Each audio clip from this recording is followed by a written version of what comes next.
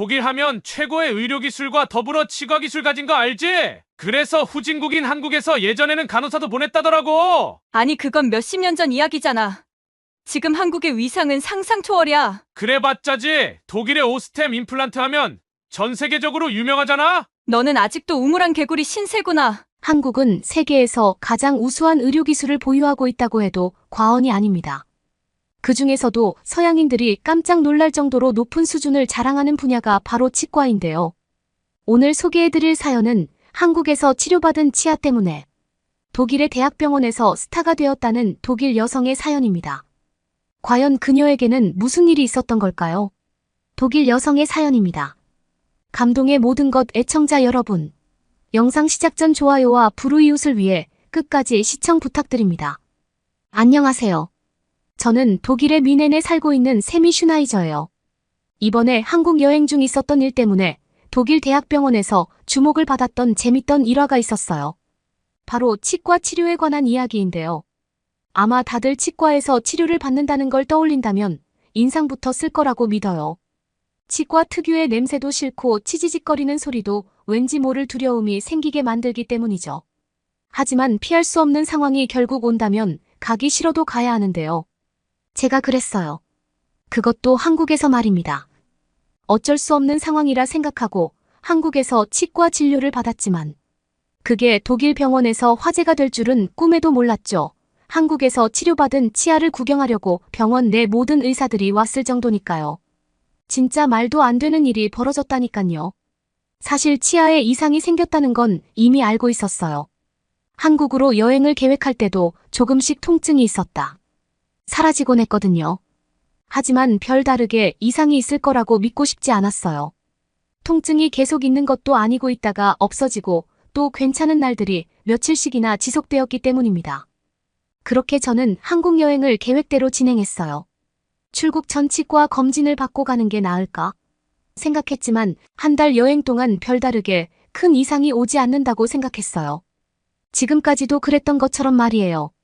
다행히 한국 여행을 시작하면서 크게 이상을 느낀 건 아니었습니다.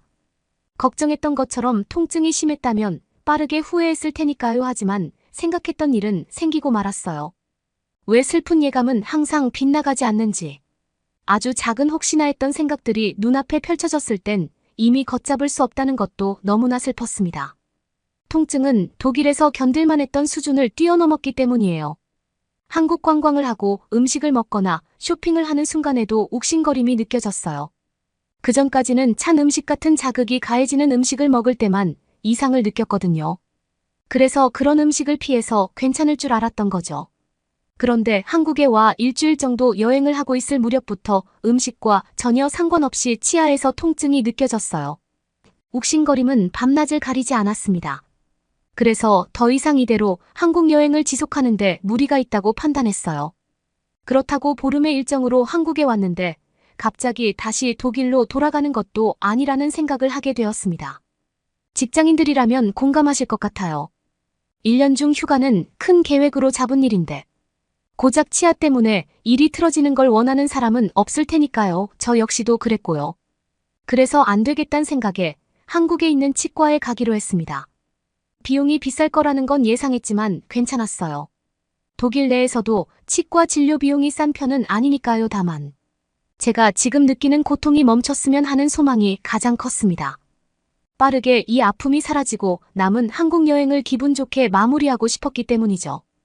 그렇게 한국 치과에 첫 방문하게 되었습니다.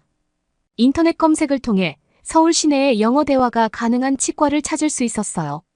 제가 한국어를 할 줄 아는 게 아니기 때문에 의료진이나 병원 관계자 중 누구라도 영어를 원활하게 했으면 하는 바람이 있었거든요. 혹시나 하는 마음으로 찾아봤는데 정말 있더라고요. 신기한 마음에 그중 한 곳에 들려 치료를 받게 되었습니다. 처음 방문하고 들은 이야기는 생각보다 충치가 깊숙한 곳까지 번졌다는 점이었어요. 진행 단계를 보면 2단계를 지나 3단계로 접어들고 있어서 조금만 늦었어도 발치가 불가피했을 거라고 말했죠. 그러면서 혹시라도 이러한 통증이 느껴진다면 이미 안쪽까지 치아가 썩었다는 신호라는 걸 알려줬어요. 통증이 느껴지는데 치과 진료를 받지 않는다면 신경치료도 아프게 하지만 결국 치아를 뽑는 상황이 생길 수 있다고 말입니다. 저는 그동안 지나쳤던 순간들이 머릿속을 스쳐 지나갔어요. 조금만 더 일찍 왔더라도 관리는 더 수월했고 이렇게 아프지 않았을 텐데 하는 아쉬움이 들었거든요. 그래도 어쩔 수 없었죠. 그나마 발치가 아닌 충치를 걷어내고 충전재로 덮어 씌우는 방식으로 진행한다고 설명을 들었습니다. 영어로 소통이 가능해서 어떤 충전재를 사용하는지 선택할 수 있었어요. 과정 중 혹시라도 통증에 대한 두려움이 있다면 마취를 통해 편안한 상태에서 진행할 수 있다는 안내도 받을 수 있었습니다. 천만다행이라는 생각이 들었어요. 치과의 소리와 냄새에서 벗어날 수 있다니 저는 당장이라도 해달라고 말했습니다. 하지만 조금 걱정도 들었어요. 충치 치료를 하는데 전신 마취까지 할 필요가 있을까 싶었거든요. 제 마음을 이해하는 듯한 표정으로 의사 선생님이 말했습니다. 전신 마취가 아니라 잠깐 잠을 유도하는 형식으로 얕은 잠을 자는 수준이라고요. 의식이 아예 없는 게 아니라 의사가 하는 말도 알아듣고 시키는 동작도 할 수 있으니 걱정 말라고 말입니다. 그제서야 안심이 되었어요. 그렇게 저는 한국에서 치과 진료를 보게 되었습니다. 몇 번 더 방문했는데 갈 때마다 통증이 편안해지는 걸 느꼈어요.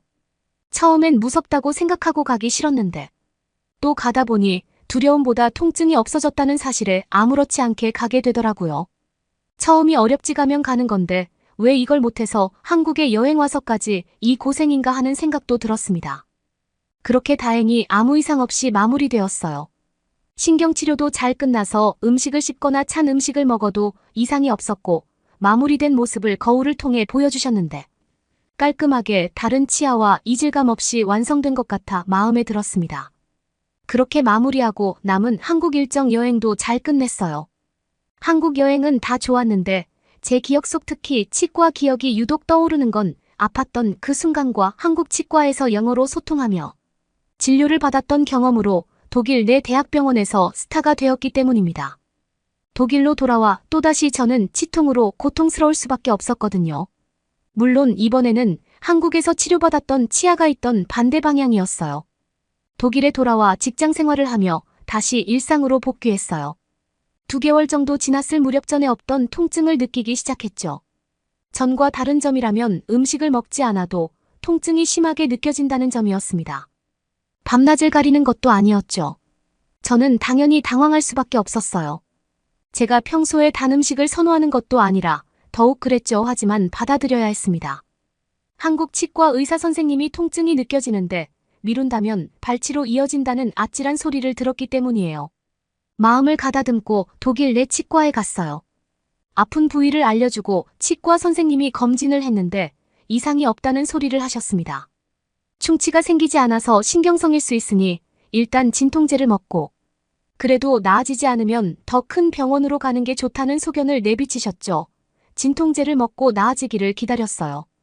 하지만 진통제를 먹어도 좀 괜찮아진 것 같지만 그렇다고 완전히 약효가 드는 것 같지도 않았습니다. 뭔가 말끔하게 해결되지 않는다는 생각에 저는 대학병원 예약을 잡고 결국 대학병원으로 가게 되었어요. 한국 병원에서 진료를 받지 않았다면 아마 이상이 눈에 띄는 것도 아니고 약을 먹어도 듣지 않으니 신경성이라 생각하고 휴식을 취하며 지나쳤을 것 같아요. 하지만 한국 치과 선생님 말이 생각나면서 더 크게 병을 키우기 전에 확인해야겠다고 생각했죠. 그렇게 대학병원 치과를 예약하고 가게 되었답니다. 동네 병원에서 검진받았던 이야기를 전하며 입을 아하고 벌렸어요. 그런데 제가 말했던 치아 쪽이 아니라 다른 쪽에 관심을 두기 시작했습니다. 한국에서 치과 진료를 받았던 치아를 가르치며 담당 교수가 물었어요. 어디서 한 거냐고 말입니다. 저는 당황스러웠어요. 그곳은 제가 아픈 부위도 아니고 한국에서 치료받고 아팠었다는 사실도 잊고 지냈었거든요. 그런데 그 치아를 가리키더라고요. 부끄러운 이야기지만 단 음식을 즐겨 먹지 않아도 치아 관리가 잘 안 되는지 아니면 유독 충치가 잘 생기는 치아인지 모르지만 한국에서 진료받은 치아 외에도 치료한 치아들이 몇 개 더 있었는데요. 이상하게 한국에서 치료받은 치아만 콕 찍어 말하더라고요. 그래서 저는 한국에서 치료받았다고 짤막하게 답했습니다. 별다르게 아팠던 이야기나 여행가서 받게 되었다는 부수적인 이야기는 불필요할 것 같았거든요. 치과 진료를 보던 담당 교수는 마치 예상이라도 했던 것처럼 감탄사를 내뱉었어요. 전혀 이상할 게 없다는 표정으로 말입니다. 오히려 잠깐 제자들을 불러 보여줘도 되겠냐고 저에게 양해를 구했어요. 저는 당혹스러웠죠. 다른 아픈 부위에 대해서는 말이 없었으니까요. 하지만 치과 진료를 보던 담당 교수는 이렇게 완벽한 처치는 보기 힘들어 제자들에게 꼭 보여주고 싶다고 저에게 간곡하게 부탁했습니다. 저는 잘 이해할 수 없었지만 독일 대학병원의 담당 교수가 그렇게 말할 정도면 무언가 대단한 것이라는 생각이 들었어요. 그래서 마지못해 그러라고 허락했죠. 제가 알았다는 말을 하자마자 독일 대학병원 치과 진료를 보던 담당 교수는 옆에 있던 간호사에게 빨리 인턴들을 불러오라는 말을 전했어요. 한국에서 치료받은 아주 좋은 샘플이 있다는 말을 덧붙였죠. 맞아요. 그 샘플은 바로 제 입안에 있는 치아였어요. 10분이 흘렀을까? 누워있는 제 주변에 10명 정도 되는 의사들이 쭉 둘러싸고 있었습니다. 저는 두세 명 오고 말겠지라고 생각했는데 전혀 예상을 뛰어넘었어요. 그리곤 제 치아를 가르치며 저를 담당했던 대학 교수가 말을 하기 시작했습니다. 한국에서 충치를 치료한 아주 우수한 사례라 여러분들에게 꼭 보여주고 싶었다고요. 이렇게 치료를 해야 완벽한 거라며 신경치료나 마무리한 것, 그리고 주변의 제 치아와 어울리는 색상 등 소재까지 하나도 빼지 않고 이야기하기 시작했어요. 그리고 인턴으로 보이는 의사들이 하나둘씩 제 입 안쪽을 보며 심각한 표정으로 자세히 살피기 시작했죠. 저는 졸지에 동물원에 있는 원숭이가 된 것 같았습니다. 한편으로는 한국에서 치료받은 게 그렇게 대단한가 싶으면서도 그걸 보겠다고 이렇게 한 걸음에 달려온 독일 내 대학병원의 치과 의사들이 못 믿었기도 했어요.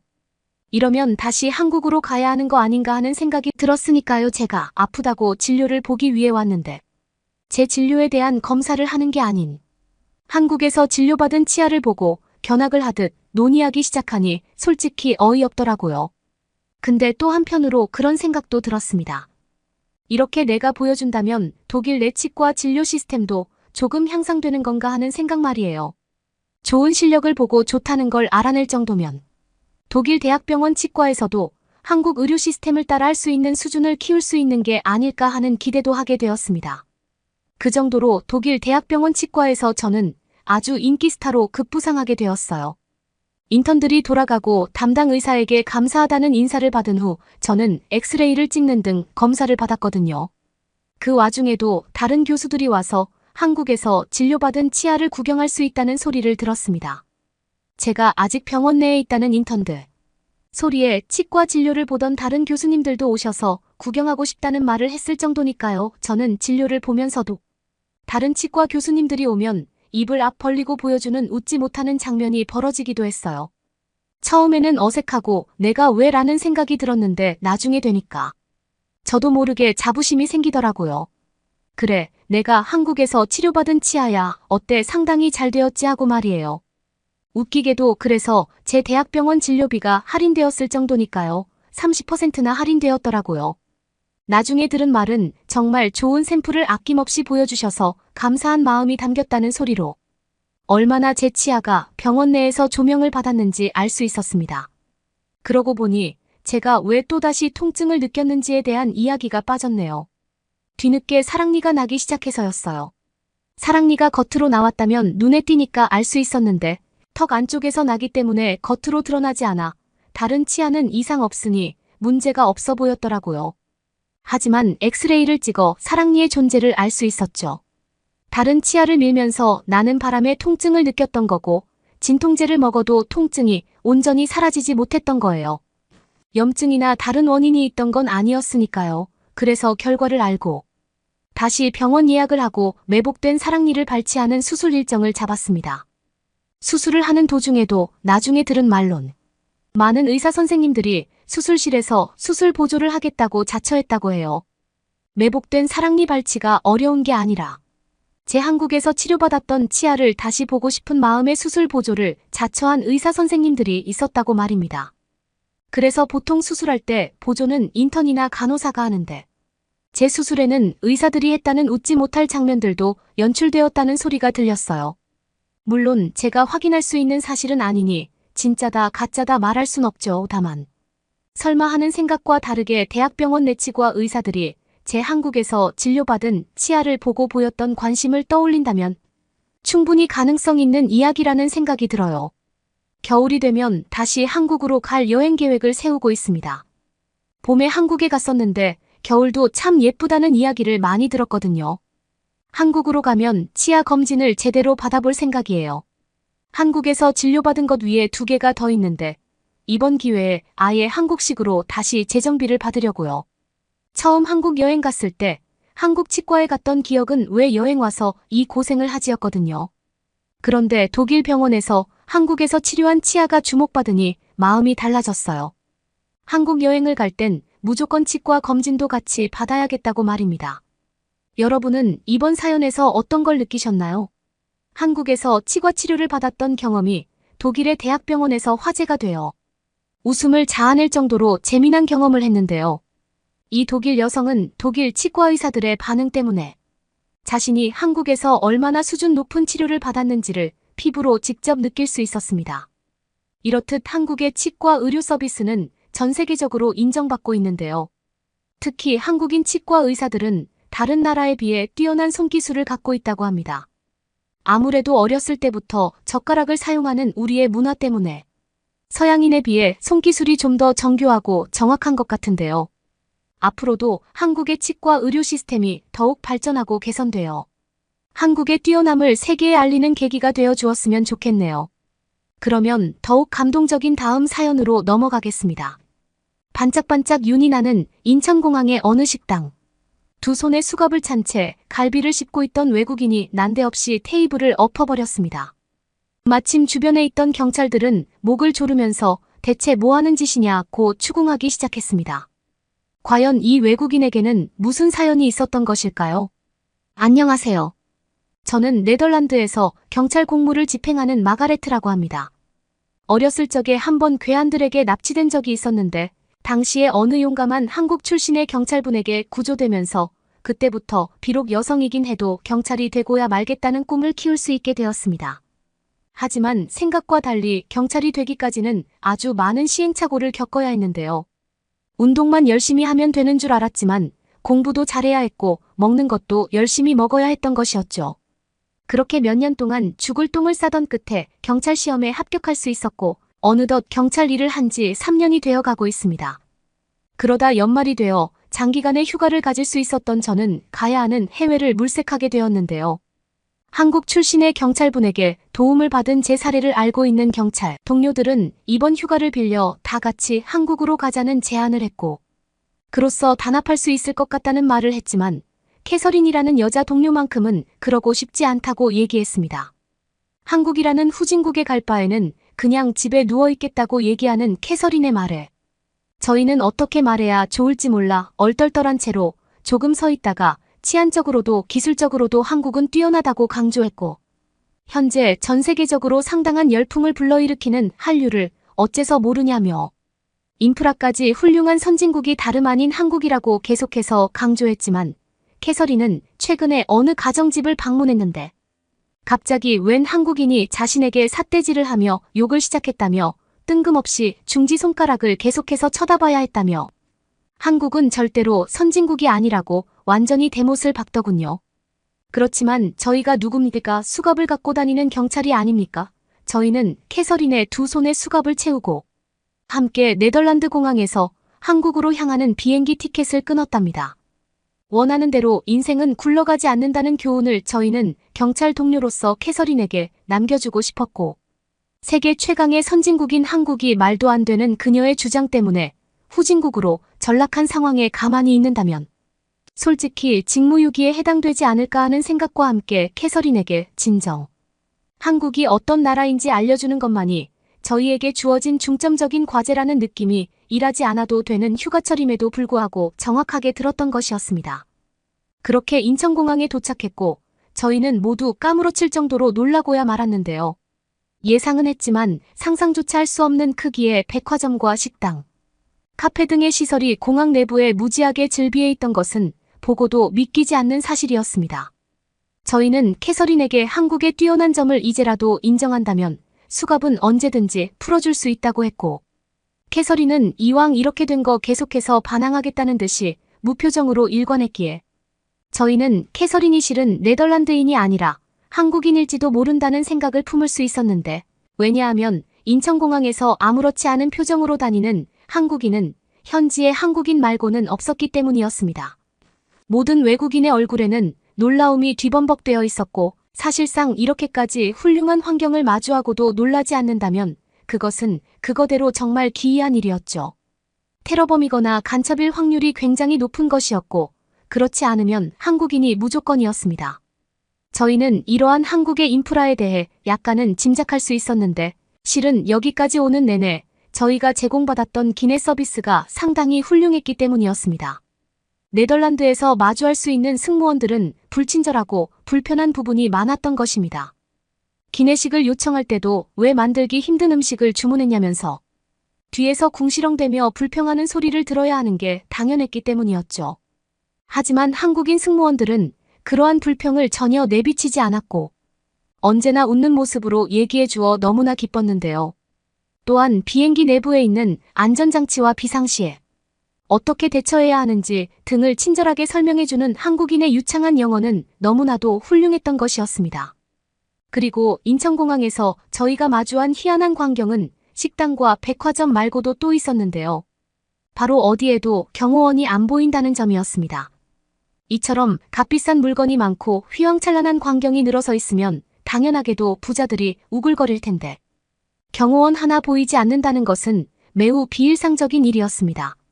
네덜란드에서 이 정도의 풍경을 가지고 있으면 검은 양복을 입은 경호원들이 시야를 빽빽히 메우고 있는 것이 태반이었던 것이었습니다. 그러면서 한국의 식당 가격은 놀랄 만큼 획기적이고 합리적이었습니다. 번쩍번쩍한 가운데 혼자 우뚝 서 있는 식당의 가격은 굳이 보지 않아도 분명히 비싸겠다는 심상을 저희의 안에 심었는데 그것을 모조리 지우는 지우개 역할을 한국의 식당은 충분히 해냈습니다. 저희는 아직까지도 변화가 없는 캐서린에게 대체 무슨 생각을 하고 있냐고 물어보았는데 배고프다는 생각을 하고 있었다고 했기에 저희는 다짜고짜 한국 식당에 들어갔고 군침이 도는 음식을 맛볼 수 있었는데요. 혀에서 살살 녹는 한식의 맛에 저희는 모두 너무나도 맛있다고 극찬했고 조금 비닐에 싸서 네덜란드의 다른 동료들도 맛볼 수 있게 하면 좋겠다고 말하는 와중에 캐서린의 얼굴이 갑자기 굳어지는 게 아니겠습니까? 한국의 갈비를 뜯고 있던 캐서린은 점점 어두워지더니 갑자기 테이블을 엎어버렸습니다. 저희는 너무나도 황홀하고 맛있는 한식을 그렇게 대하는 것을 도무지 참을 수 없어 캐서린의 목을 움켜쥐었고 계속해서 고통스러워하는 안색을 보니 저희는 예기치 못하게 마음을 누그러뜨리면서 도대체 왜 그러는지 이유나 좀 듣자고 했습니다. 캐서린은 사실 충치가 있었다고 실토했고 그래서 쉬고 싶었는데 자꾸만 한국으로 가자고 하니 어쩔 수 없이 후진국이라면서 한국을 비아냥거렸다고 했습니다. 저희는 그런 일이 있었느냐며 오히려 우리가 미안하다며 수갑을 얼른 풀어주었고 식사를 대충 마친 뒤 주변에 치과가 있는지 알아보았답니다. 그곳을 찾으면서도 저희는 불안에 떨어야 했는데 급한 치료가 아니면 한번 예약하기 위해선 한두 달은 기본으로 기다려야 하는 네덜란드의 치과를 알고 있었거든요. 진통제만 처방받더라도 예약을 해야 했던 것이었습니다. 저희는 주변에 있는 한국 남성에게 치과를 물어보았고 따라오라는 제스처를 보고 문득 저희에게 도움을 주는 한국인 남성을 보며 직업병 때문인지 이상하다고 여겨야 했습니다. 생전 처음 보는 사람에게 도움을 베풀어 주겠다는 태도는 영 이상했으니까요. 어쩌면 우리를 두고 사기를 치려는 것 같다는 생각과 함께 우리가 경찰이라는 걸 알면 정말로 까무러치겠다는 기쁨으로 도배되어 수상한 한국인을 따라갔습니다. 저희는 비행기 속에서 한국에 있는 암행어사라는 재밌는 역할놀이를 공부했던 기억을 떠올릴 수 있었고 그 와중에 재미를 온전히 느끼지 못하는 사람은 어쩐지 치과로 향하고 있지 않는 것 같다는 낌새에 도취되어 있는 캐서린뿐이었습니다. 그런데 놀랄만한 일이 저희의 눈앞에 펼쳐졌습니다. 진짜로 치과가 공항 속에 있었던 것이었습니다. 저희는 당연히 치과가 아닌 범죄소굴로 안내해줄 것 같았던 한국인 남성이 실제로 치과에 저희를 운반시켜주니 어떻게 고마움을 표해야 할지 당최 알 수가 없었고 한국인은 그제야 유창한 영어로 그럼 편하게 한국을 즐기라고 했습니다. 저희는 너무나 고맙다며 굽신굽신 인사를 했고 치과 안으로 들어가는 캐서린을 보면서 대체 뭐하는 나라길래 이 정도로 훌륭한 인프라를 공항에 구축해두고 있는지 이해할 수 없었고 핀란드의 공항을 오버랩하며 한국의 인천공항이 엄청나게 부러워질 뿐이었습니다. 저희는 캐서린이 진통제를 얼른 처방받기를 기다리면서 공항 밖을 염탐하였습니다. 공항 밖의 풍경에서 제일 신기했던 점은 지인들을 데리러 오는 한국인 가족이나 친구들의 외제차였습니다. 네덜란드에서 외제차를 보는 경우는 없지 않았으나 거의 드물었고 특별한 경사가 아니면 렌트하지 않아 무조건 볼 수 없는 것이 태반인데 한국의 공항에서는 너나 할 것 없이 외제차를 타고 있었습니다. 저는 네덜란드에 살면서 외제차를 타면 누구나 부자라는 고정관념을 가질 수 있었는데 이것이 잘못된 개념인지 현실을 의심해야 했고 캐서린에게 이 광경을 보여주면 감히 어떻게 말을 할지 궁금해지기도 했습니다. 그러다 바라보게 된 한국의 주차장에서 저희는 다시 입을 다물 수 없게 되었는데요. 주차되어 있는 차들이 전부 외제차가 분명해 보여서였습니다. 저희는 통유리에 반사된 인천공항의 값비싼 전자기기를 확인하며 어째서 네덜란드에서는 이처럼 훌륭한 인프라와 경제력이 없는지 한참을 숨을 내쉬었고 그러다가 아무리 시간이 지나도 돌아오지 않는 캐서린 때문에 저희는 치과로 걸음을 재촉했는데 그 안에 캐서린은 가만히 멍 때리고 있더라고요. 저희는 대체 무엇을 기다리냐고 했는데 캐서린은 이제 곧 수술을 한다고 했습니다. 저희는 정말로 깜짝 놀랐는데 네덜란드의 치과에서는 보통 통증을 진통제로 근근히 버티다가 간신히 몇 달 뒤에나 수술을 받을 수 있었기 때문이었습니다. 저희는 믿을 수 없는 한국의 치과 시스템에 의해 캐서린이 정말로 수술을 받기 직전인지 알아보았고 실제로 수술을 받게 되어 있다는 소식을 듣자 굉장히 빠른 한국의 치과에 감탄했습니다. 게다가 수술 비용도 굉장히 값쌌습니다. 문득 저희는 사기를 당하고 있는지 의아해했기에 이제 그만 캐서린에게 네덜란드로 돌아가자고 말했습니다. 캐서린은 그게 무슨 소리냐면서 이제 막 한국을 사랑하게 되었는데 이곳 같은 선진국은 한번 발을 들이면 절대로 빠져나갈 수 없는 늪과 같다면서 절대로 조국으로 돌아갈 수 없다고 했습니다. 이윽고 캐서린은 한국의 부름을 받고 어디론가 사라졌습니다. 그리고 20분이 채 지나지 않아 밖으로 나오는 캐서린의 얼굴은 해맑았습니다. 저희는 캐서린과 함께 인천공항을 빠져나오면서 이런 국가에서라면 마음 편히 식사하고 친구들과 뛰어놀 수 있겠다는 생각에 결혼하고 나면 아이들을 위해 한국으로 무조건 이민 와야겠다는 생각을 가질 수 있었답니다. 한국의 시간은 밤이었고 저희는 서울로 이동하여 한강을 보며 커피도 마시고 음식도 먹었습니다. 캐서린은 2시간 동안 금식하라는 의사의 조언 때문에 저희가 먹고 있는 치킨과 맥주를 가만히 훔쳐보기만 했고 저희는 그렇게 맛있지 않다면서 캐서린을 달래주었지만 솔직히 입안에서 녹는 치킨과 보글거리는 맥주의 거품의 기쁨이 전혀 없다고 얘기하면서 맛없다고 말하는 것은 양심을 팔아먹는 지름길로 향하는 느낌이 물씬 드는 것이었습니다. 저희가 다시 놀라게 되었던 장소는 한국의 가로등을 바라보는 시점에 있었는데요. 늦은 시각임에도 불구하고 저러한 가로등이 있는 경우는 네덜란드에서 발달된 도심이 아니면 거의 없었기에 이렇게 늦은 시각임에도 외곽 지역에서 주위를 밝히는 가로등을 보면 네덜란드인으로서 놀랄 수밖에 없는 것이었습니다. 저희는 화려한 야경에 뒤덮여 있는 경복궁의 자태를 끝끝내 확인할 수 있었고 도심 한복판에서 이처럼 아름다운 건축물이 떡하니 우뚝 서 있다는 것은 매우 신기한 일이었습니다. 네덜란드에도 문화재가 몇몇 있지만 외곽 지역에 설치되어 있어 도로의 관리조차 쉽지 않아 구경하러 가는 것부터가 어렵고 내부의 분위기는 더러운 것이 당연한 것인데 한국에서는 어째선지 누구나 아름다운 문화유산을 도심 지역 한복판에서 관광할 수 있었습니다. 저희는 진정 선진국에 방문해 있다는 것을 직감할 수 있었으며 무언가에 홀린 듯이 경복궁으로 향했는데요. 그 안에는 안전장치와 소화시설이 빼곡하게 설치되어 있었고 전혀 미관을 해치지 않고 있으면서 사용 방법에 대하여 역시 세세하게 적혀 있었기에 한국은 보이는 것에만 충실할 뿐 아니라 속으로도 알찬 선진국이라는 생각에 네덜란드인으로서 저희는 감동을 받아야 했고 경찰로서 저희는 존경하는 눈빛을 보내야 했습니다. 네덜란드에도 이러한 한국의 시스템을 적용할 수 있다면 수많은 인명피해를 줄일 수 있겠다는 생각과 함께 캐서린에게 이것 좀 메모해두라고 얘기했습니다.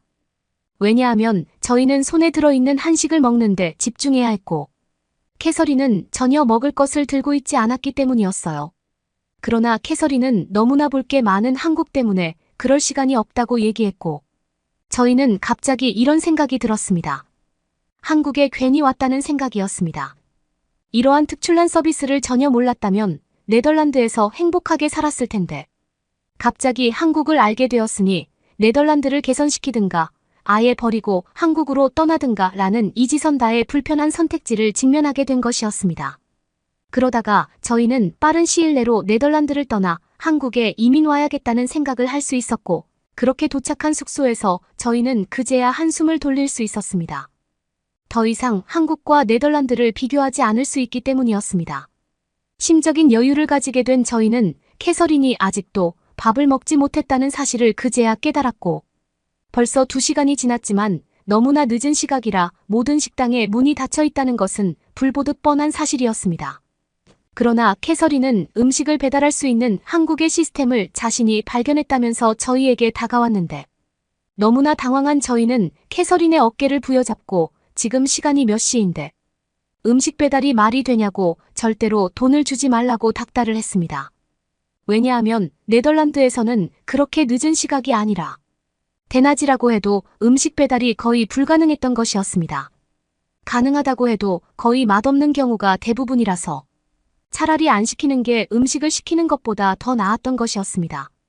그러나 캐서린은 이미 음식을 주문했다고 얘기했고, 실제로 10분도 채 지나지 않아 음식에 도착했습니다.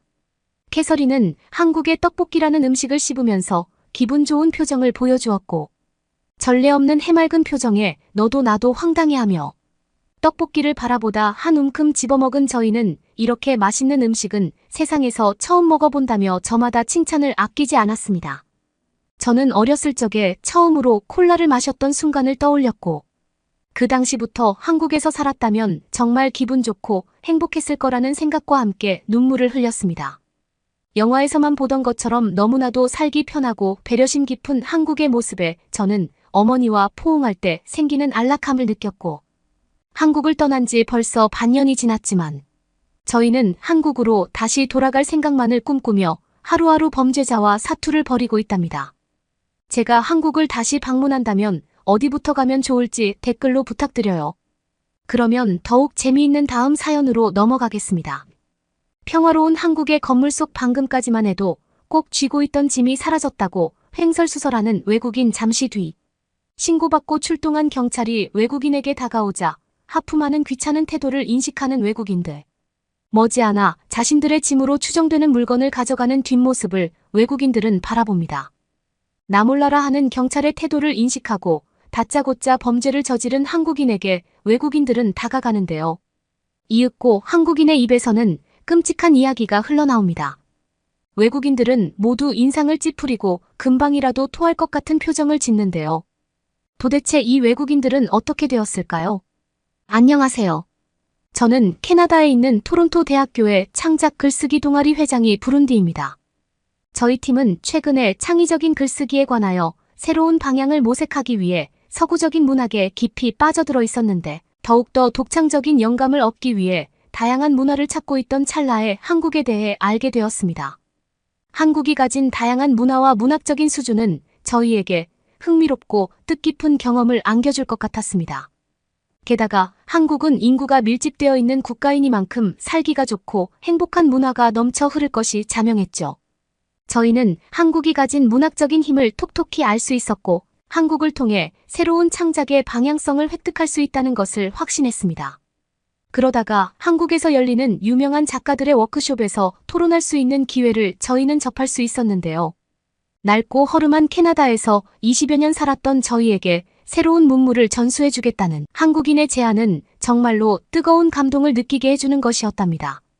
캐나다는 다들 먹고 살기 바빠서 여유가 없는데, 한국은 언제나 행복한 덕담을 주고받으며 즐겁게 살고 있는 것이 분명했습니다. 저희는 머지않아 비행기표를 예약했고, 이 기회를 잘 사용하면 다양한 문학적 경험을 하고 창작 활동의 폭을 넓힐 수 있을 것은 확실했습니다. 하지만 첫날부터 저희는 한국으로 향하는 캐나다의 공항에서 허둥지둥 됐는데요. 주차장에 차를 세워야 하는데 자리가 거의 없어서 주차할 수가 없었던 것이었죠. 비행기 시간은 점점 다가오고 있었습니다. 그러다 간신히 저희는 남은 자리 하나를 찾아낼 수 있었고, 주차를 시키자마자 곧바로 뛰었습니다. 저희가 뜀박질하는 모습을 보고 캐나다 사람들은 당연하게도 자신의 금품을 노리는 범죄 조직이겠거니 생각하고 저희들처럼 뛰더라고요. 그들에게는 미안하지만 저희는 계속해서 뛰어야 했는데 비행기 시간을 놓치면 안 됐기 때문이었죠. 그렇게 비행기에 들어왔을 때 저는 손발이 너무 떨려서 그 자리에 앉아 울어야 했답니다. 제 동료들은 그래도 한국으로 향하는 비행기에 들어왔으니 더 이상 불안에 떨지 않아도 된다고 저를 감싸주더군요. 문득 저는 중국에서 당했던 성희롱을 떠올려야 했습니다. 중국의 시민의식은 캐나다가 60년대쯤에 가지고 있던 수준처럼 여자만 보면 끊임없이 성적인 농담을 해대는 것이었고 지하철을 탈 수 없도록 강제적으로 압박하는 것이었습니다. 왜냐하면 지하철을 타기만 하면 수십 명의 중국인들이 여자인 저를 째려보면서 가만히 있지 못하게 했기 때문이었죠. 그러다 보니 저는 치마는 입을 수 없었고 항상 청바지만을 선호했고 웬만해선 중국인들이 북적거리는 지하철이나 버스를 타지 않으려고 노력했습니다. 그나저나 중국인들은 수치스러움이라는 감정이 없는지 노골적으로 저를 쳐다보았기에 언제나 불편한 상황이 계속되었고 혼란을 틈타 제 몸을 더듬거리는 중국인도 적지 않았던 것에 저는 굉장한 충격을 받았습니다. 무엇보다도 중국인들은 서로 속고 속이는 삼국지 때문에 어떻게든 외국인만 보면 사기를 치려고 수작을 부리곤 했습니다. 확실히 중국 식당에 가더라도 외국인에게 3배 이상 부풀린 가격을 제시하는 아주머니가 비일비재했던 것이었죠. 그렇다고 맛이 있느냐고 하면 썩 좋지도 않았습니다. 저는 짜장면만 먹었는데도 3만 원이 넘는 돈을 청구받게 되면서 정말로 중국의 시민의식에 혀를 내둘러야 했는데요. 어떻게 이렇게까지 바가지 씌울 수 있느냐고 물어보니 중국인 아줌마는 정당한 금액을 부담시켰다고 오히려 적반하장으로 화를 냈습니다. 저는 중국어를 잘 몰라서 아주머니가 하는 얘기를 간간히 알아들을 수 있었는데요. 문득 어떤 중국 아저씨가 다가와 자신이 대신 번역해 줄 테니 돈을 달라고 하더군요. 저는 그 즉시 그곳을 뛰쳐나왔고 이제 중국이라면 학을 뗄 정도로 끔찍한 감정만이 남아 있습니다. 그러다 보니 비행기 안에서 불안에 떨면서 중국에서 느낀 감정을 떠올려야 했던 것이었죠. 저희 아버지께서는 겉모습만으로 사람을 판단하지 말라고 누누이 강조했지만 중국인들의 겉모습과 내적인 부분은 일맥상통하고 있는 게 분명했던 것이었습니다. 제 동료 중 하나는 중국의 일화를 비행기 속에서 듣고 나서 자신이 알기로는 한국이 문화적으로도 민족적으로도 중국의 아들이라고 할 수 있다고 얘기하며 정말로 이렇게 한국에 가도 괜찮을까? 의문을 제기하더군요. 저는 일단 가보자고 얘기했고 인천공항에 내렸을 때 저희는 모두 깜짝 놀랐습니다. 한국인들은 모두 깨끗한 옷을 입고 여유로운 표정으로 걸어다니고 있었습니다. 저희는 이곳은 절대 후진국이 아니겠다는 확신을 가질 수 있었고 평화로운 마음가짐으로 걸어갈 수 있었습니다. 오랜 비행 끝에 저희는 참았던 볼일이 급하다는 동료 때문에 화장실로 향했는데요. 갑자기 화장실에서 다녀온 동료가 자신의 캐리어가 사라졌다는 얘기를 하여 저희는 도무지 이해할 수 없었습니다. 왜냐하면 아주 가까이 보관하고 있던 캐리어가 사라졌기 때문이었죠. 당연하게도 저희는 인천공항의 경찰에게 지금의 사건을 설명했고 한국인 경찰들은 자신의 일처럼 우리를 친절하게 도와주셨습니다. 그러다 보니 저는 또다시 중국을 떠올렸습니다. 중국에서는 잃어버린 물건을 신고했을 때 귀찮다는 식으로 하품하는 경찰과 만나는 것이 보통의 일이었기 때문이었죠. 실제로 제 접수를 받았던 중국인 경찰은 제가 안 보이는 즉시 접수받은 종이를 찢어버렸던 것이었습니다. 그러다 보니 저는 물건을 잃어버릴 때마다 차라리 중국 경찰서에 가지 말고 제 스스로 찾게 되었던 것이었죠. 확실히 한국인 경찰들은 중국과 다르게 나몰라라 하는 태도를 전혀 보이지 않고 있었습니다. 적극적으로 캐리어를 찾아주는 한국의 경찰 덕에 저희는 끝끝내 캐리어를 훔쳐가는 한국인의 모습을 CCTV로 포착했습니다. 서둘러 걸음을 재촉하여 경로를 뒤적이다 보니 인상이 비슷한 사람을 찾아낼 수 있었어요. 저희는 경찰이 붙잡고 있는 한국인에게 다짜고짜 왜 우리 캐리어를 훔쳐갔느냐고 물어보았는데 한국인의 입에서는 이상한 말만 나오고 있었기에 동료들은 얼떨떨해하고 있었지만 저는 바로 알아차릴 수 있었습니다. 끔찍한 중국어가 튀어나오고 있었던 것이었죠. 저는 중국이라면 이제 정말 치를 떨 정도로 싫었기에 제 동료들이 얘기하는 동안 저는 구석에서 휴대폰만 두드리며 가만히 이 상황이 제발 종료되기만을 염원해야 했습니다. 결국에 중국인은 경찰서에 연행되었고 저는 캐리어를 잃어버린 동료가 드디어 한바구음을 지을 수 있는 상황에 대해 안도의 한숨을 느끼며 한국인이 캐리어를 훔쳐가지 않아서 참 다행이라고 생각했답니다.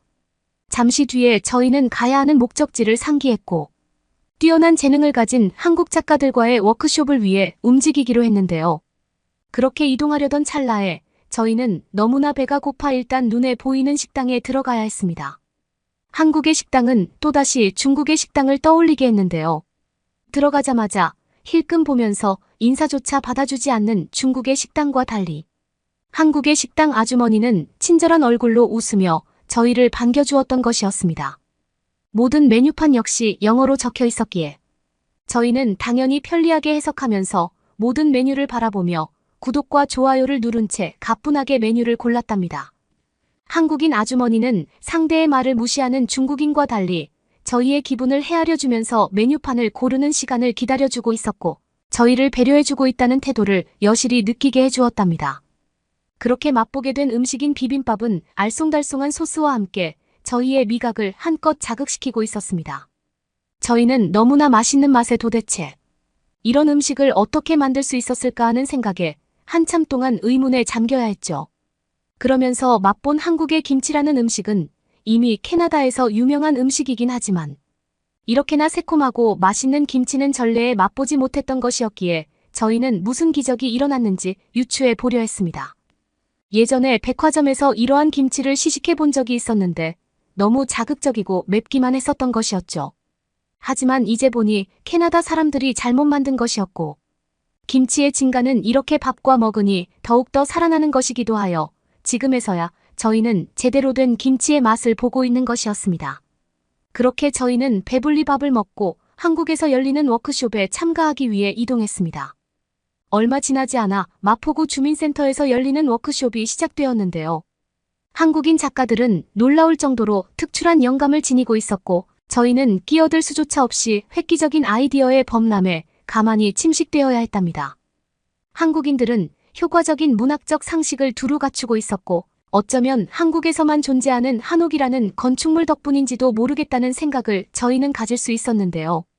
왜냐하면 워크숍의 벽면에 처음 보는 건축물이 있었는데 그 건축물의 양식 이름이 바로 한옥이라는 것을 오늘 처음 알았기 때문이었습니다.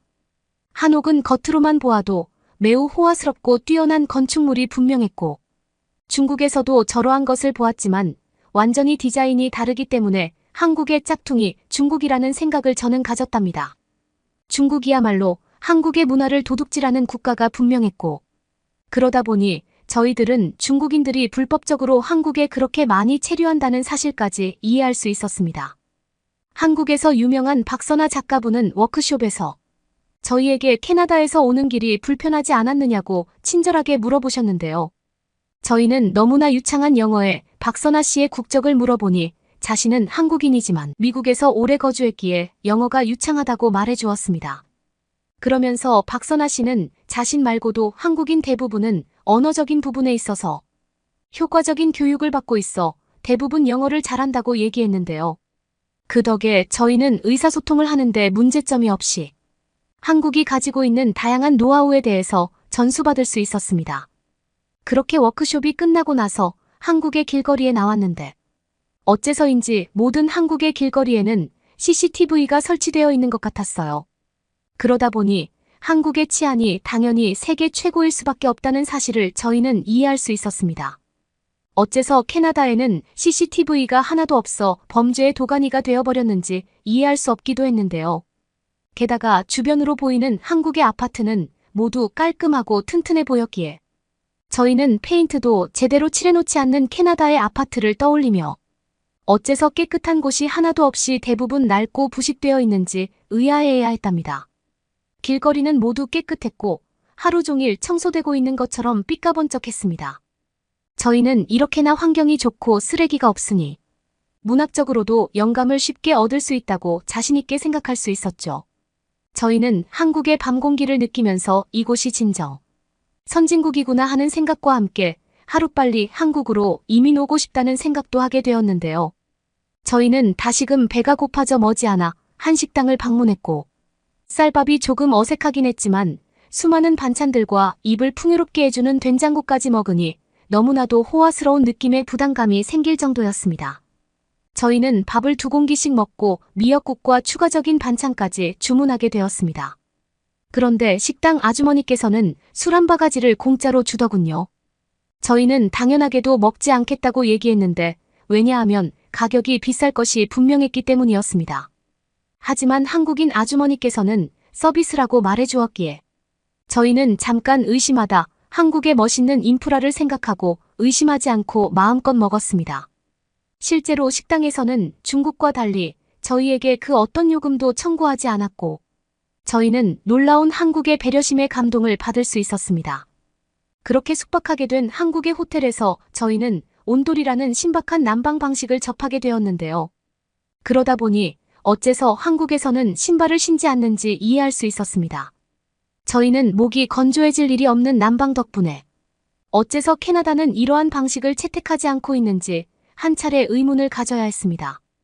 한국은 잘 사는 나라답게 거리 곳곳에 음료수 자판기는 물론이고 고가의 ATM 기기가 24시간 어디에서든 이용할 수 있도록 일정 간격을 지니고 배치되어 있기도 했습니다. 거기에다 친환경 에너지로 가동되는 스마트폰 충전 부스를 보면서 저희는 사람을 사랑하는 한국 정부의 따뜻한 마음을 느낄 수 있었습니다. 게다가 공원 한복판에 설치되어 있는 의료센터를 보면서 저희는 언제 어디서든 부상을 당하더라도 바로 응급처치를 받을 수 있는 한국의 시스템에 대고 감탄을 할 수밖에 없었는데요. 실제로 그 안에는 의사가 대기하고 있었고 10분도 안 되어 치료를 할 수 있는 시스템을 갖추고 있었습니다. 저희 캐나다에서는 이러한 인프라가 거의 구축되어 있지 않고 만약에 치료를 받을 수 있더라도 대략 20만 원 이상은 깨져야 하는 것인데 이곳에서는 밥을 먹는 비용 정도로 치료받을 수 있다고 하니 매우 놀라운 사실이었죠. 그 즈음부터 저희는 한국을 향한 끝없는 존경의 눈빛을 가질 수 있었습니다. 한국에 오래 체류하면 체류할수록 좋겠다는 생각을 굳히게 해준 계기는 공원에서 자신의 가방이나 휴대폰이 도난당하든 말든 상관하지 않고 벤치에 놔두고 화장실로 향하는 한국인들의 모습이었습니다.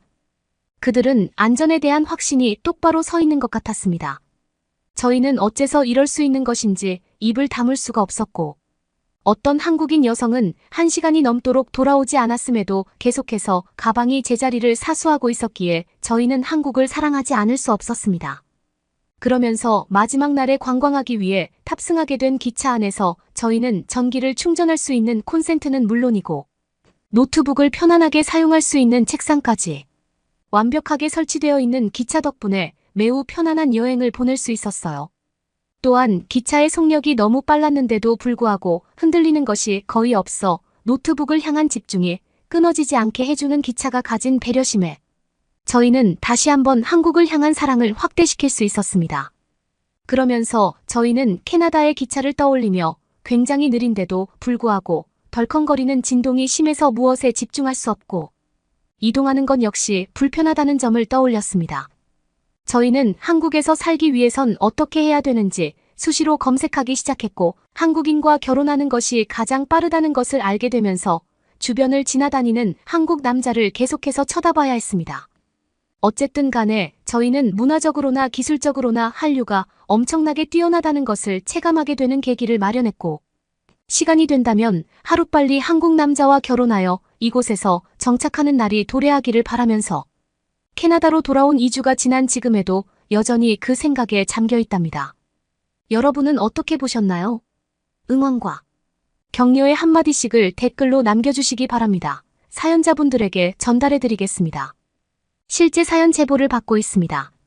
채택되신 분께는 작은 선물도 보내드리고 있습니다. 저희의 사연이 여러분의 하루에 작은 힘이 될 수 있었으면 좋겠습니다. 감동적인 사연을 주변 분들과 이야기 나눠보세요. 더욱더 좋은 영상으로 다시 찾아뵙겠습니다.